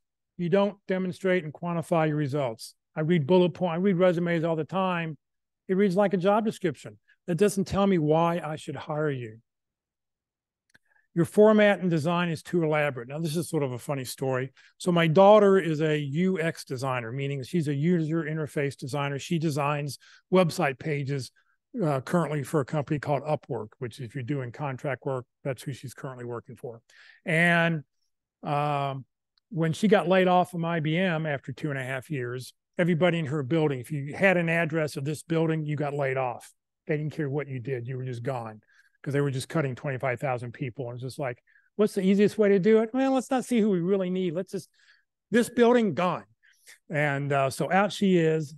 And so she sends me her resume and she's got yellow triangles and red squares and blue circles on it because she's a creative designer kind of person. And I told her, I said, Alex, this isn't work. Well, kids don't listen to their parents. So luckily, she had also gotten the service of not Lee Heck, but Right Management. And she had a counselor. The counselor told her the same thing and said, here's what your resume needs to look like, formatted into the format that I normally recommend. And that's how she got her next job at Upwork. But, it was just a matter of, you got to be careful. If you're hand delivering a resume to somebody, you can put some fancy stuff on it. You could have some color if you want. But if you're sending it to the applicant tracking system, keep it plain and simple. Let's see here. Some more common resume mistakes. Too much text. I've seen resumes that go page border to page border. There's no white space. White space is good. Okay, it's okay to leave some white space on it. If you're getting interviewed, they're probably going to have a printout of your resume. They're going to want to write some notes on it. Okay, white space. Remember, your resume is going to be scanned, not read. It may not get read until the hiring manager goes, until the recruiter gives the hiring manager, here are 10 people I like. They'll sit and read those 10. Okay, bring in these 3 to be interviewed. So, white space is good. Make sure your tense are correct. On your current job, if you're currently working, you're currently doing these things. But if you're no longer there, make sure that the tenses are all past tense. There are a lot of English majors who don't know what to do when they get their English degree and they land up in recruiting or HR, and they're reading your resume and they're going, nope, nope, nope. And that's how you get in the no pile. Okay, it doesn't take, sorry, English majors, if you're out there. I hope there are any English majors in here. Oh, you're right here. All right, sorry. Well, but you're not in HR, so that's okay. But yeah, you got to, it's just, yeah, think about it. A recruiter gets 100 resumes or 200 resumes. They're just going through the pile to look for they're just looking to try to find 10 decent ones. And so as soon as they find a mistake, boom, out. Okay. Do not mention references available upon request. If I ask you for references, I think you'll give them to me. You don't have to tell me that, well, I'm sorry, you're not going to, I'm not going to give you references because, you can't do that. You've got to be sure to customize your resume to match the job description. If they're asking for a program manager, don't put down a product manager. Make sure you customize the terms to make things so that they can see that match. That's the whole key there. So we talk about resumes on the first and third Thursdays of the month at 1 p.m. Central Time. We've been doing this now for, since COVID started, so you're welcome to join us. We are on the CareerDFW Facebook page. We record them. They're on the Career USA YouTube channel. So this Thursday, coming up Thursday, we are talking about resumes. So, come join us this Thursday. All right, let's talk about LinkedIn for a second. As of this is their statistics off their website, January 2023. So you've got your resume done.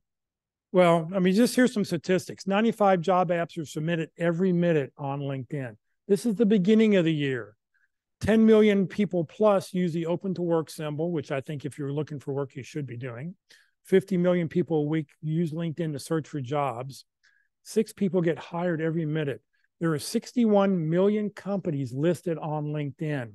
There are 120,000 schools listed on LinkedIn. Schools is a great way to go back and find people who you went to school with, who maybe work at a company that you're interested in. And even if you're in different, 20 years ago, you still went to the same school, you've got that little bond. It's a great way to reach out and connect with other people. So on LinkedIn, is your LinkedIn profile current and fully developed? Very, very important, because the more developed it is, the better you're going to be found on LinkedIn. Like I said, if you're going to join the CareerDFW or Career USA LinkedIn groups, I'm going to look at your profile. And when I see you have a job title and no detail, and next job title and no detail, and you've got 6 connections and you've joined no groups, or you're not following anybody, I'm going to go, is this person even trying to be found? You're not telling me why. And the object being on LinkedIn is not just to have your name on LinkedIn. Look, hey, I have a web page. Is to have people be able to find you, because that's the whole goal here. Does your profile tell a company how you can help them? I talk about this in job search all the time. Companies don't have extra money and they're just trying to fill seats. Okay? They have a problem. You're a problem solver. What is it that you do that can solve their problem? That is the whole key here. So does your profile, do you say, how can I help your company? What can I do to help you? I love to solve these kinds of problems. Put it on there. Show a little personality on your profile. Can someone reach out to you easily? This is truly amazing. How many people are on LinkedIn and there's no contact information? Now, there is a contact field that you can fill out, but only your first degree connections get to see that. So if you don't, if you're not a first degree connection, I may not be able to reach out to connect with you. So you want to make sure that your phone and email contact, well, number one, is in your about section and in your contact information. Put it in your summary statement. Let people know, hey, feel free to reach out to me. Here's my email address. If you don't want to put your phone number on there, I understand a lot of women, they've been getting harassed by people on LinkedIn, is that get a Google Voice number. It's free. Now, you're not going to be able to get one if you live in the Dallas-Fort Worth area, 972-214-469. Those numbers are all gone. The last time I looked, 682 was the closest number you could get in the DFW area. But get a Google Voice number and use that instead. Make sure that you have a focus statement, your title, that you're telling people what it is you do, and have a couple different job titles on there. Here's just a look at my LinkedIn profile. I put my phone number and my email address in my banner photo. So if anybody finds me on LinkedIn, I find it really funny. I get these messages from people going, Jeff, send me your email address. I'd love to reach out to you. And I go, well, obviously you didn't look very well because it's right there on my banner photo. It's in my about section also. But I also want to point out, job titles. When you get down here, accomplished, sorry about that.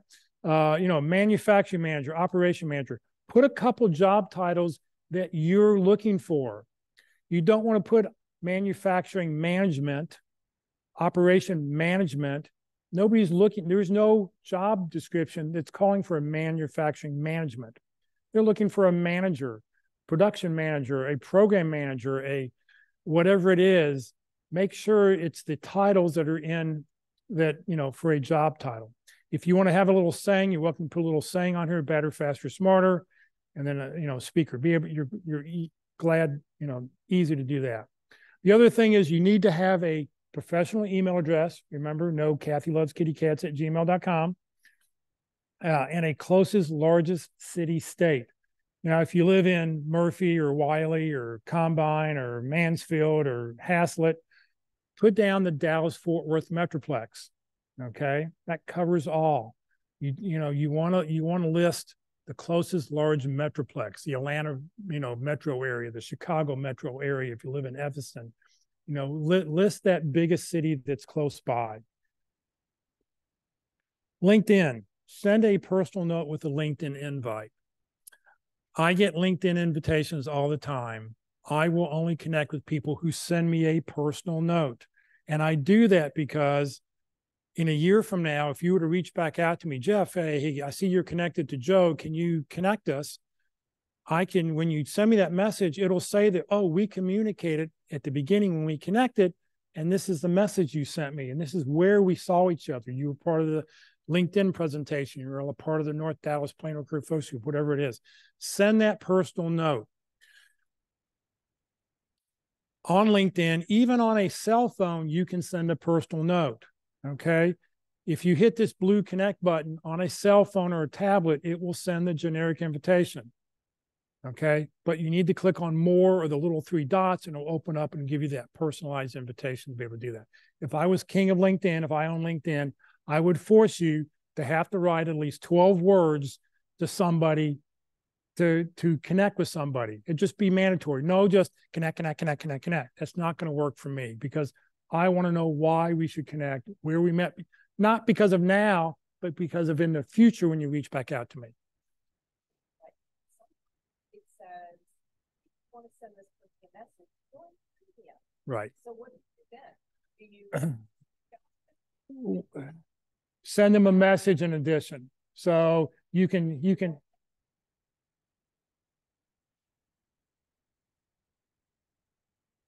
cell phone, tablet, or laptop. Cell phone, using the cell phone version, probably. Yeah, I have all right. Let me just sort of say. Yes, it is different based on what you're using, because I know for a fact I use the PC version 90% of the time.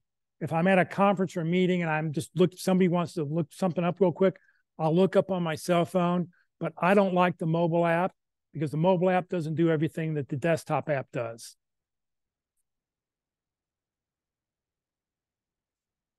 Right, the mobile connect, right. So what I'm about to talk about here, this is for a desktop. If you see a white connect button, it's going to send a generic invitation if you click on it.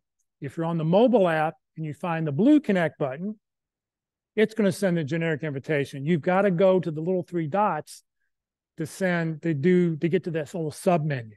I think the more has been either a hamburger or it's three dots now. I forget what it is in the mobile app. This is from an iPhone. I don't know.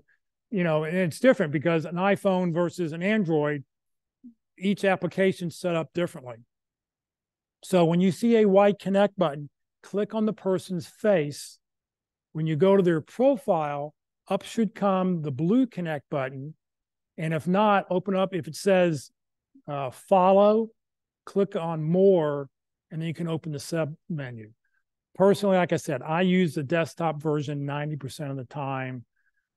The mobile version is just if I'm out someplace and I'm just looking somebody up. I'll jot a note down on a piece of paper, stick it in my pocket, and then when I get home, I'll go through and go to the desktop version. So always look for that blue connect button, send that personal note. You want to complete your profile status to all-star status. To do that, you have to have a current position, a location, an industry, a summary, at least 5 skills, education, and a photo. Well, Jeff, I'm unemployed. I don't have a current location. What do? I don't have a current position. Everybody has location and industry, a summary statement. You're putting something in your summary statement. That's the about section. Everybody can pick 5. You can have up to 50 skills. You can list your education. You can have a photo. Current location, what do? Or current position. Look at Kim. Let's see. Kim, are you online today with us? Let me take a look here real quick. Kim. He's not online right now, but there's a person, and I'll put his profile in the, well, let me see if I can switch to it real fast. Hold on here. Here we go. Let's go to LinkedIn, because I think this is really great. And I guess it'd help if I would type it in correctly.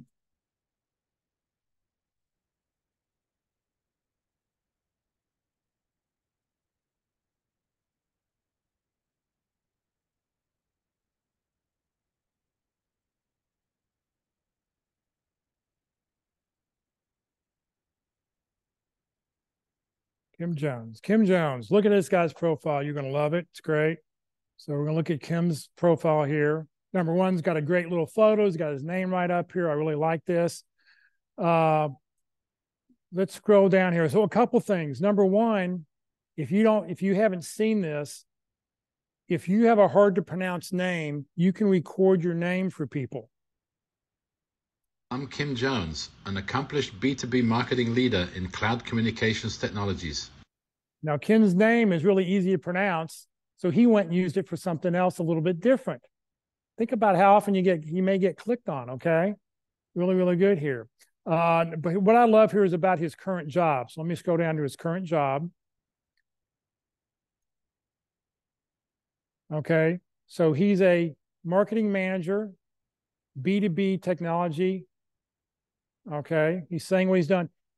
So this is his current job. He hasn't been working for 7 months, but he's putting on here that here is what he does. This is what his passion meets marketing. He's putting his email address and phone number on here and listing a few skills.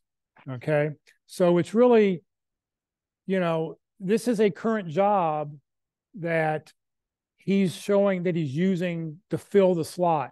When you have a current job, you get moved up higher in the ratings, okay? So I just want to be able to show this. I think it's really a great way to do things. All right, let's click here. Your headshot. Oh, I always love photos. You got to have a photo. Oh, I don't look good. People will discriminate with me, discriminate with the way I look, whatever. Listen, everybody here has been to bar, they've been to church, they've been to someplace and they saw somebody. Maybe it's how you found your significant other and you went, ooh, that person's cute. I want to go talk to that person. May not be the person you landed up with, but it's the person you went with. So put it out there, okay? These pictures that we have here, upper left-hand corner, nice looking picture, but it's washed out because he's too bright in the background. The second guy with the blue shirt, that may be fine for Facebook, but it's really not a good LinkedIn photo. The lady in the chair, she's actually the CEO of his little company. And this is the photo that she uses on her company website, the about page of who she is. That's fine for that. But for a LinkedIn photo, I think it should be chest high. Make it closer.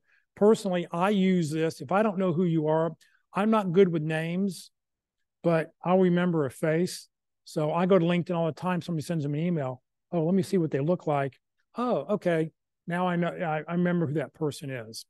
The upper right-hand corner, that's Gail. Gail him, Gail her. I don't know. Could be either. This happens to be Gail Houston, a woman who's a recruiter who used to teach the Crossroad Career Transition Workshop. Her husband happened to be in Iraq at the time, and that's why she posted both of them. But, it's one of those photos where just post you. We don't need to see your significant other. Lower right-hand corner, the guy, you can't tell, but he's sort of on a chess piece is what he's sort of propping his arm up. He does have the open to work banner, which is great, but he's too far away. Background's too complicated. The photo there in the middle, I think is great. The lower middle picture, it's a nice picture, good smile, looking head on. The black and white photo, I think, is also fine. Now, in our photo session we had, she didn't like black and white photos. But I personally don't mind a black and white photo. Color's fine, black and white's fine, whatever. It looks good. Make sure, though, that when your photo is there, make sure that your shoulders are facing into the screen, because on LinkedIn, your photo's in the upper left-hand corner, and you want to be facing into the screen when you do that. Headline, job title you're looking for. Make 2 or 3 job titles that you're looking for there. If you're open to work, put the open to work banner on there. Oh, I don't want to do that because people, I don't want to tell people I'm unemployed. Listen, if you're out of work right now and you're looking for a job, put the open to work banner on there. And here's why. Less than 50% of recruiters pay LinkedIn $500 to $1,000 a month for the full-blown recruiting package.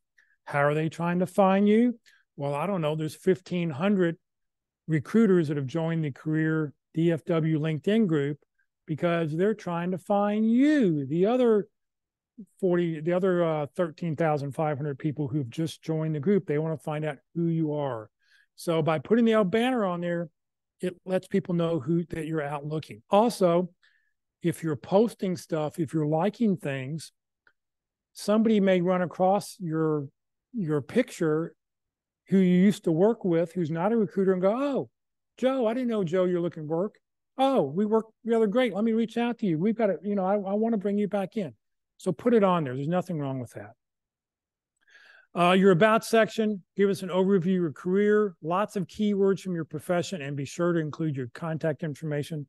Very, very important. In your experience section, a job title. If you have an unusual job title, put what the normal job title would be in parentheses. So if you were the chief people person at Apple, you probably wouldn't be here. You'd be in South Bay. But if you had the chief people person at Apple, because they have a lot of weird job titles, you probably on your profile would want to also put in parentheses, director of talent acquisition, or whatever other jobs, or 2 or 3 job titles saying what you are, because that way it sort of helps. If you're a product manager, that's a very broad subject. You may in parentheses, you want to put down what kind of product manager you are, what products you've done. So it's an opportunity for another keyword match. List in education, awards, certificates, professional developments, if you've written books. Skills, you need to have skills from your professional endorsements. Now, the best thing I think LinkedIn's done in the last year is they've added for every job you've done, you can pick skills for that particular job. What are your 5 or 6 top skills that you did in that job? I think it's great. It's one of the few things I think they've done right here recently. So use those, get those skills in there. Very, very important. Recommendations. You need to have a couple recommendations from coworkers and former bosses.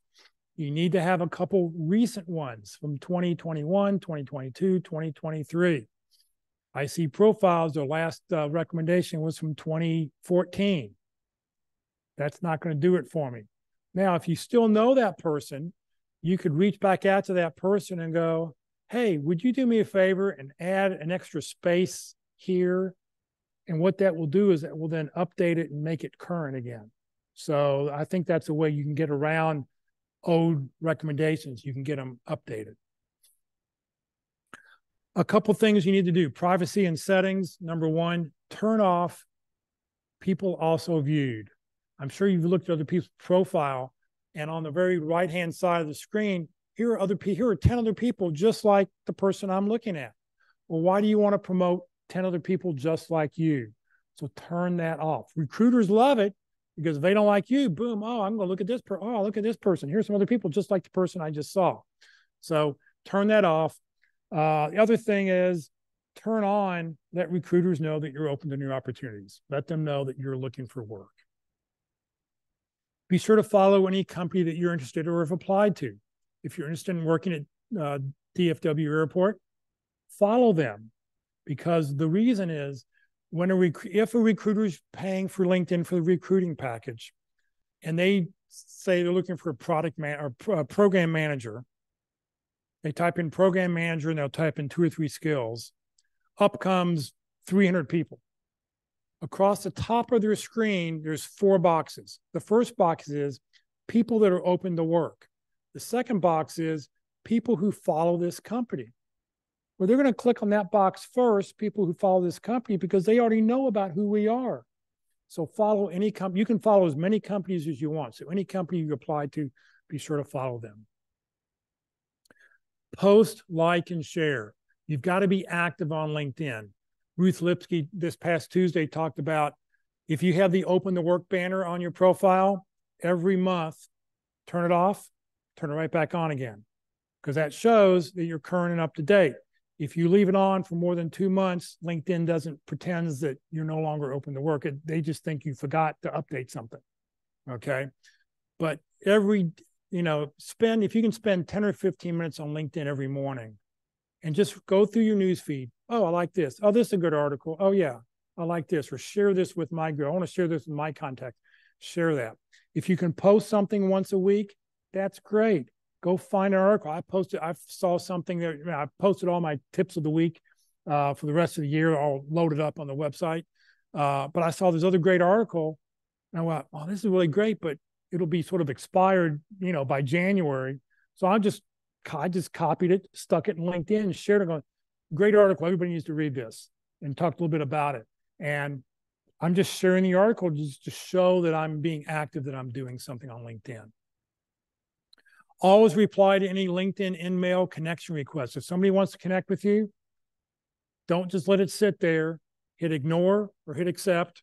And if you get a message from a recruiter or somebody, always reply to that message, because LinkedIn's keeping track if you're being active.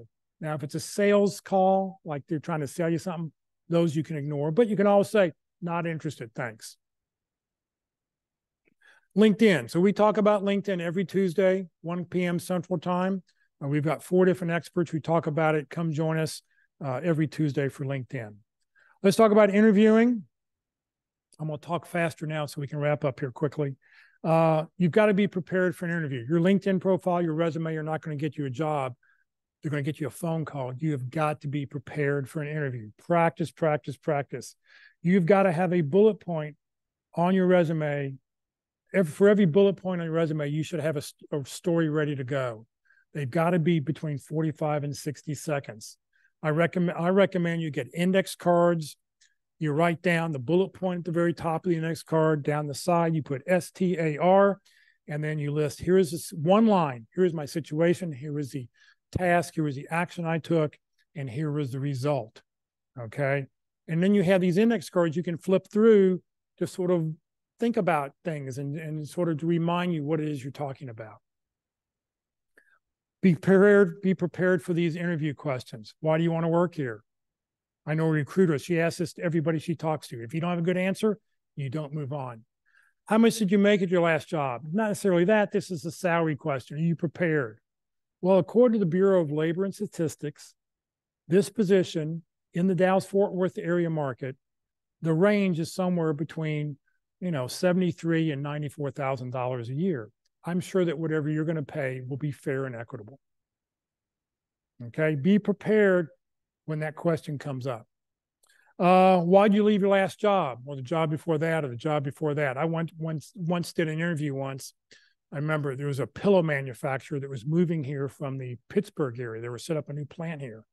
And I went in for the job, and the head of the company, the head of HR, and the guy I'd be reporting to came in for the interview. And all they did was they started at the bottom of my resume and said, well, why'd you leave this job? All right, why'd you leave this job? All right, why'd you leave this? That was their whole interview. It was the absolute worst. I walked out of the interview going, that was just horrible. I mean, you think they know what they're doing, but they had no clue, So be prepared with those questions. This is Ron's 10+1. I like to give Ron credit for this. Always have 10 questions ready to ask. Type them out, handwrite them out, have them on your notebook, so that when your notebook's open, you can sit there and ask questions. The goal is to get half of the questions answered during the interview. You want your interview to be a conversation, not an inquisition, okay? You want it to be a two-way question. And then the very last question is the +1. Ask for the job. Ask what the next step is. How do I compare to the ideal candidate? What do we need to do next? Be sure to find out what the next step's going to be. Be sure at the end of an interview to express even a greater interest in your position. Refer back to your opening statement. Now, I'm not going to talk about opening statements much, but if you want to go back to the 13-part workshop, you can find out all about what those are. Be sure to ask to be advanced to the next step. We had a gentleman in our pit crew once who came in and said, yeah, when I walked in at the end of the interview, I said, I saw that empty desk out down by the hall. Would that be where I'm located at? I'm ready to start on Monday. Because he felt confident enough that the interview went really, really well, that he would get it. A day later, he got the job because he asked for the job. Okay, some common interview mistakes that we see. Forgetting to take credit. As I said in the action, what did you do? This is what I did. We're not hiring your team, we're hiring you. What did you do to be successful? Tell me what you did to be part of that star story. Never speak negatively about any previous job, coworker, or boss. You learned a lot. You learned I had a really great experience. I really enjoyed being there. It was time to move on. Whatever it is, keep it positive. Do not focus too much attention on a single interviewer in a panel interview. So if you're meeting with multiple people, don't just look at the person who asked the question. Be sure to sort of look around. It's hard to do. You're trying to think of so many things. But what I tell people is, when you hit a period, when you hit the end of the sentence, just look to the next person and then look to the next person for the next sentence. Not instead of trying to, getting your head back on a fourth on a swivel. All right, so the practice interview team, they're meeting in person first and third Wednesdays of the month. We're on Zoom second, fourth, and fifth. That's actually going to change the beginning of the year starting in January. We're going to be in person the first, second, and third week of the month. The fourth and fifth, we will be on Zoom. So just want to throw that out there. You can join the practice interview team, either meeting in person at 1 o'clock on Wednesdays or on Zoom if we're meeting on Zoom. If you join the mailing list, you'll get that information every week. This is the 13-part workshop that's available on the Career USA YouTube channel. The first 5 channels talk about what do you do before the interview, the second 5 during the interview, the last 3 are a few advanced topics. All right, the last thing we'll talk about real quick is a few networking things. Don't spend all day in front of a computer. 5 to 10% of jobs are found online, 10 to 15 using a recruiter. 75 to 80% of jobs are found networking. And this is true now. This was true 10 years ago, 15 years ago.